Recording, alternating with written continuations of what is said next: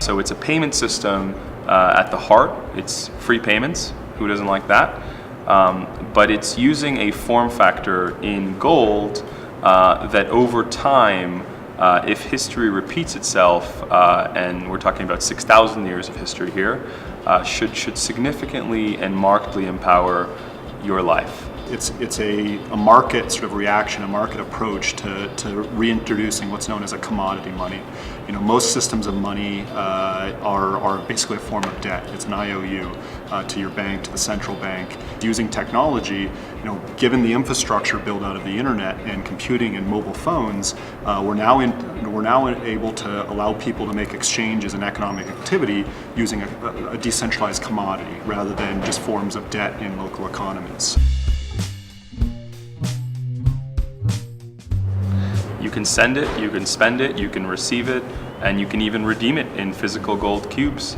So it's essentially a platform that lets you use gold in ways that haven't been possible for the last 40 or 50 years, since gold used to back all money. But we're looking to reintroduce, on this massive internet structure that exists, this interconnected world of people, gold as a form factor for payments and for savings. What we're doing is introducing basically a spendable gold. It's something you don't have to time. Just over time, it's outperforming and holding value, measuring things of value, and you're able to buy a coffee with a debit card, based on that gold. There's three markets: cross-border payments, traditional gold space, people that understand gold and look to acquire it, and this commercial activity online. It costs you 1% to get onto the platform. You pay a 1% fee to buy the gold, and it costs you 1% to get off the platform to redeem the gold back into physical form or another form of payment, such as your bank account. But once you have the gold on the platform, you can send it for free to any other Bitgold user. And so if you're used to going to Western Union and sending money and paying a 10% fee or a 7% fee, you can now circumvent that and pay gold directly to your family or loved ones anywhere they reside, as long as they have internet connection, for free.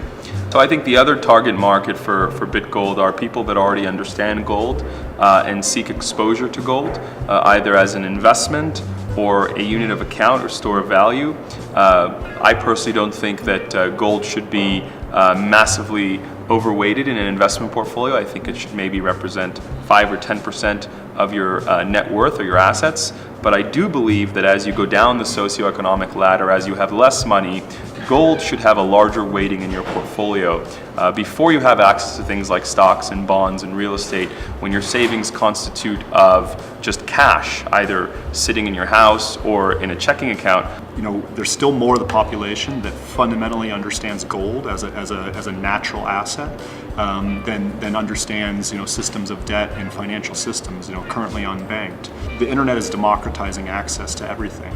And there's a very large market that understands gold as something that is permanent and holds value, and something that they seek to protect their surplus and their efforts.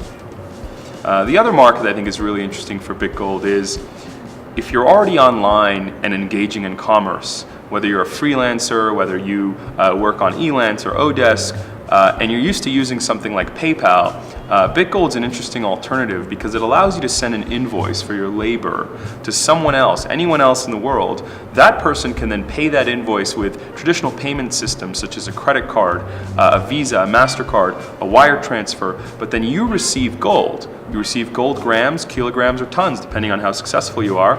That gold can be vaulted at a location outside of your jurisdiction. So you can be living in Argentina and parting with your services and earning gold that sits in London. And why that's so important is it helps you achieve upward mobility, and you're no longer exposed to those localized issues that are exogenous to your personal journey to succeed. What we're looking to do is equalize the playing field. But what I think is really profound about Bitgold is that once you acquire that gold on the platform, you only begin your journey with gold. You start to use the gold, and you can use it, and it becomes useful, and it can allow you to essentially engage in commerce and generate a productive surplus and hopefully achieve upward mobility on this kind of democratic and neutral elemental measurement system. So you're no longer prone to the whims of various exogenous events, geopolitical uncertainties. You will now have a system for accumulating a surplus under a unique elemental measurement that's relevant to your food costs, it's relevant to your energy costs, it's relevant to your shelter costs, and that over time won't erode in value.